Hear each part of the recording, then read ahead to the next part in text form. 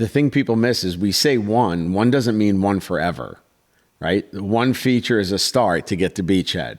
One target market is how to get the alpha started, how to get traction in a market. Because if you don't have traction in a market, you're sitting in neutral.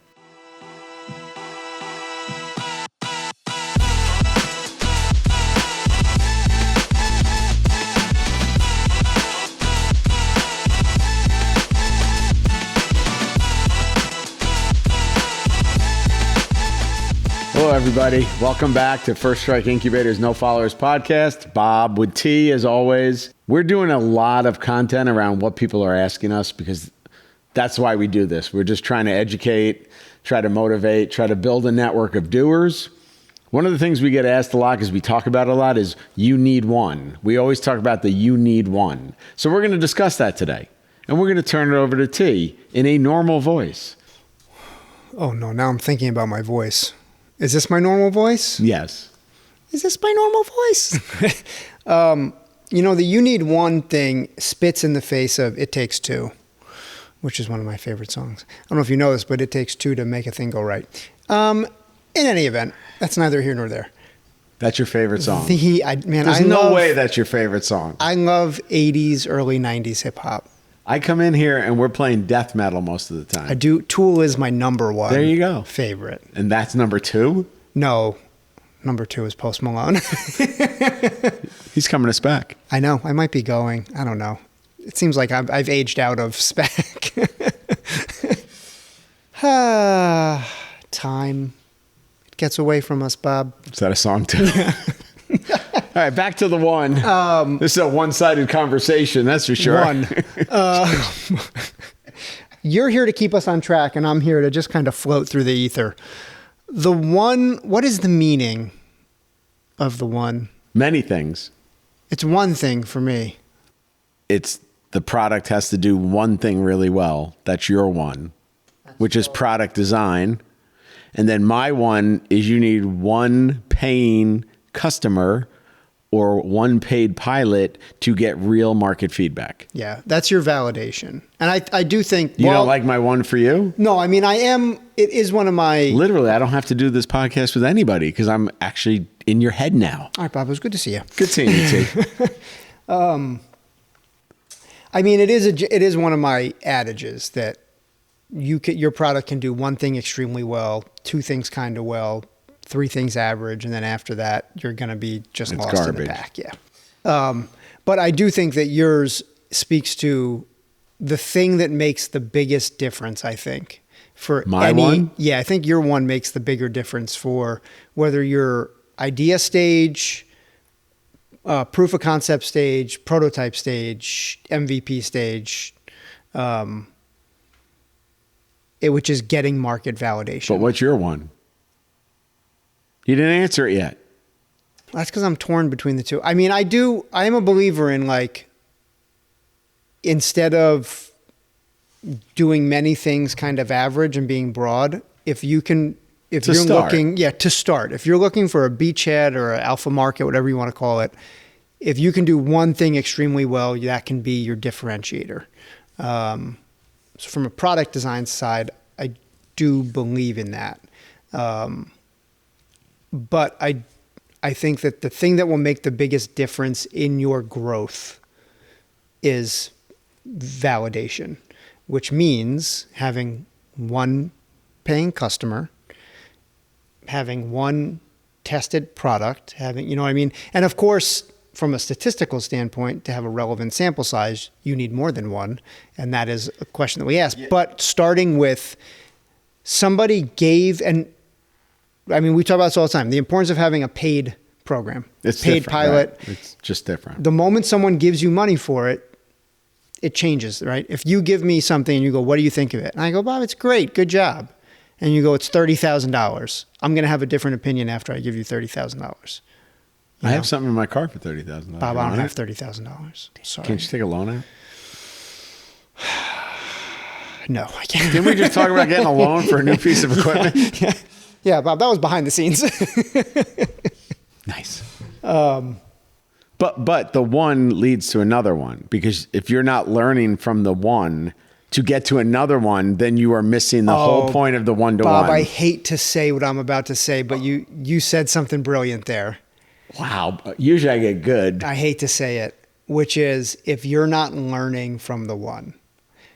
I'm going to write that down. That's my new slogan. Yeah, because yours is it takes two to make a thing go right. Yeah, yeah.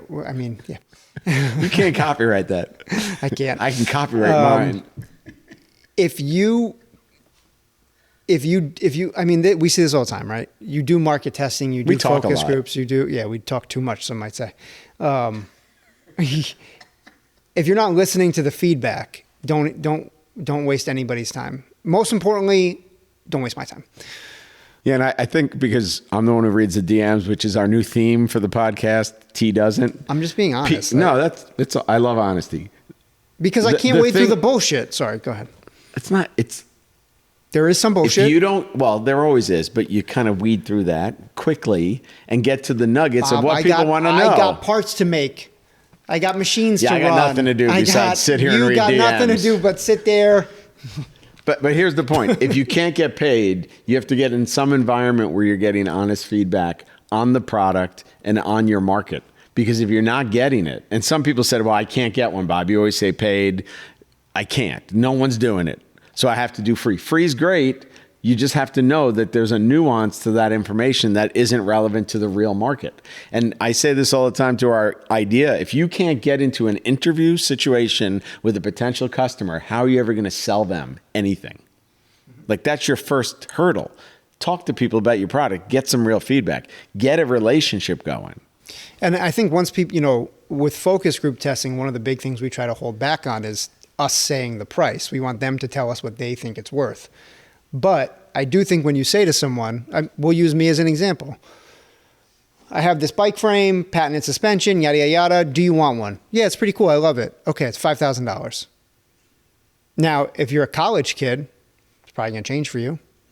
If so again, like finding a qualified audience that is representative of your target market, but having that payment, right? Because now if you go, yes, I do want one, and I sell you one, and you use it, and after the first time you ride it, if you don't go, I love it, you're going to come back and go, yeah, this wasn't worth $5,000.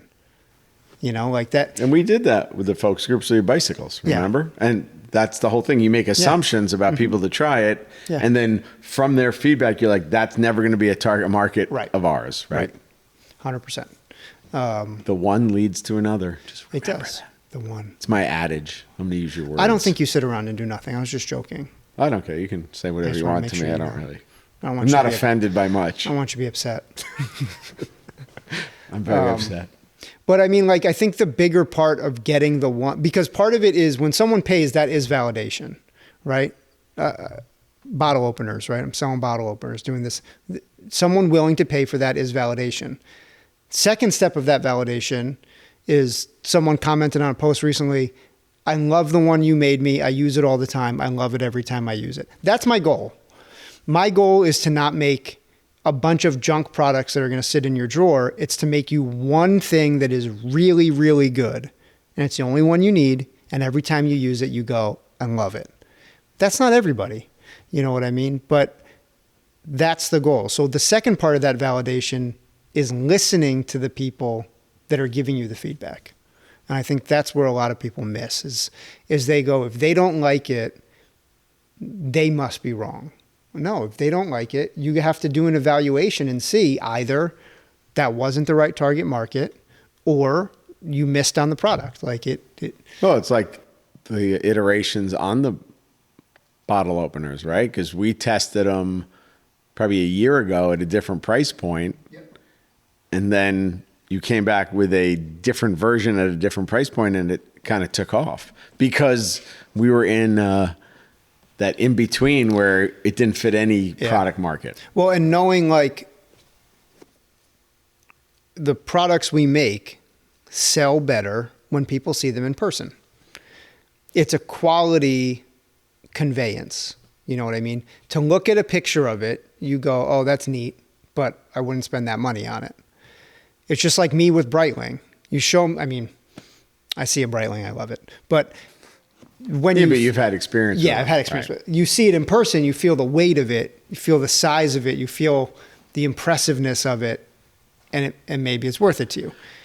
That's a great point that we have a lot in the incubator when we start looking at channels to get to market or distribution is depending on the product, does it sell itself or does it have to be experienced? Yeah.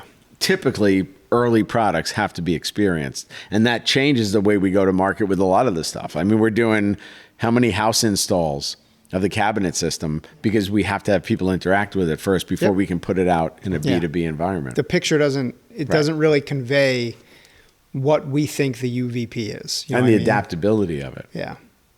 And testing it in different target markets. So we have 3 different potential target markets. Which one does it speak to? And more importantly, which messaging speaks to them? Because each one is going to pick up something different. So if you're going to market to that target market, you better use the right messaging because otherwise you're going to be misaligned. So that's what a lot of this get one install, get one focus group, get one market validation, one set of feedback. It's to get to that alignment so that you go, I don't have, and I know everyone has limited resources, but I don't have Nike money for marketing. I have enough money to launch this much marketing.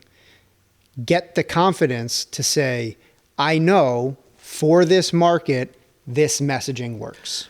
But just to share kind of one of the pitfalls a lot of inventors, entrepreneurs fall into is they're not open to the feedback.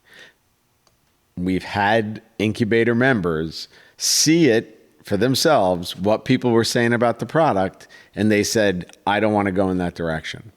And that's when we disconnect because we're like, you're not listening to the market. Right. We are here to learn from a market, not to put our bias and our prejudice and our egos. We don't care, right? And that's a choice that you have as an inventor. You have the choice to go like, I think they're wrong. But I'm going to counsel anybody, if you put your ego in front of the product, don't do the product. Yeah. Because your ego isn't going to feed you. And what's feeding that? Like, is it that the market hasn't come to where you are? Are you ahead of the curve or ahead of the time and you just need the market to catch up? Maybe you're right. Maybe you should stick to your product and stick to your guns. That's a gamble. You know what I mean? That's a risk. I shouldn't say it's a gamble. It's a calculated risk you're making that the market will catch up to you. Or are people saying, no, I understand what you're trying to do, and I even like the concept, I just think the execution missed. Well, that's not a wait and see.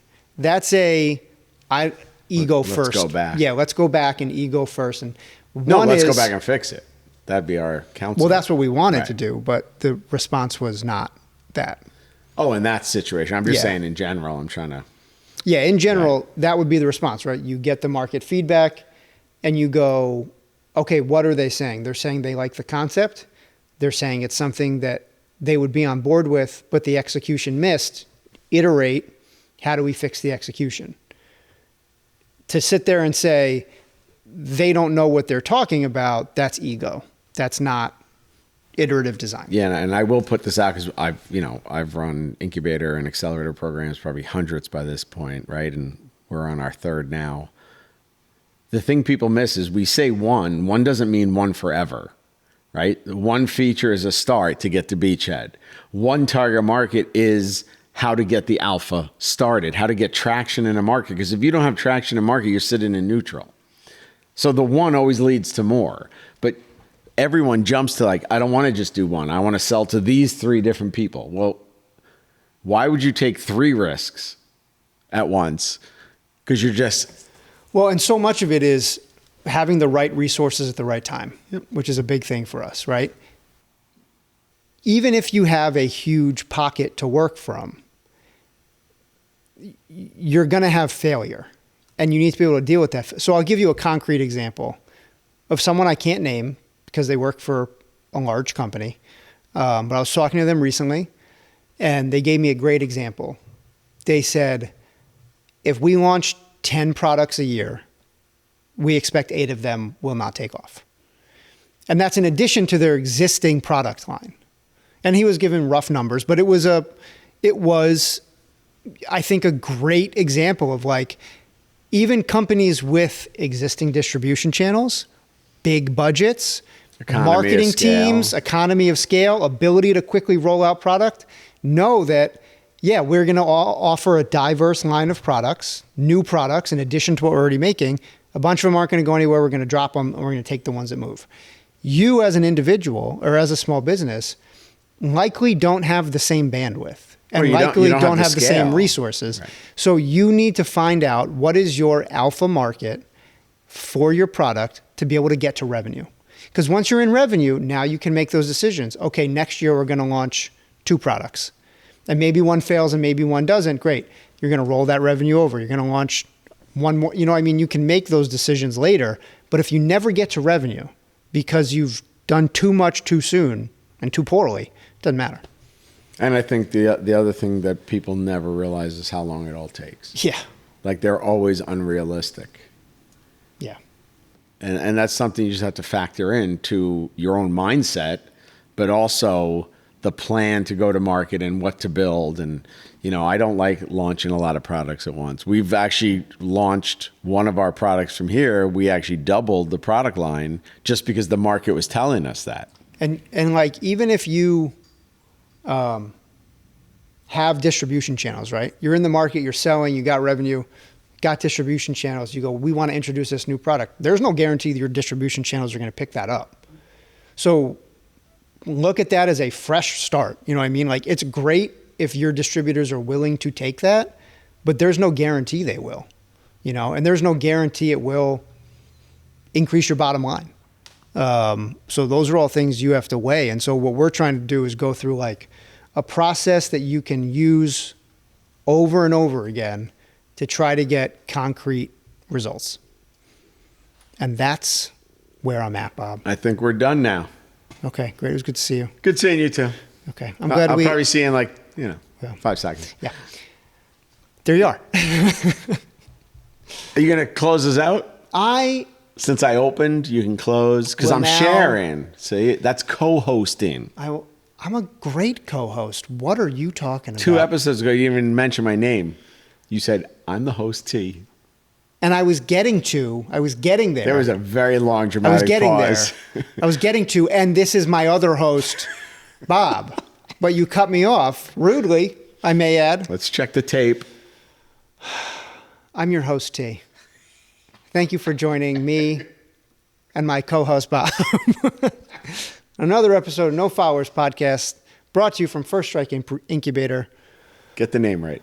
First Strike Incubator. Nice. Follow our sponsors. Check us out online. Like, subscribe, comment. Let us know. Send me the DMs because T doesn't read them. Don't send me anything. I will not read it. You're welcome, audience. All right. Thanks, Bob. It was good to see you. Thanks, T. See you soon. Take care.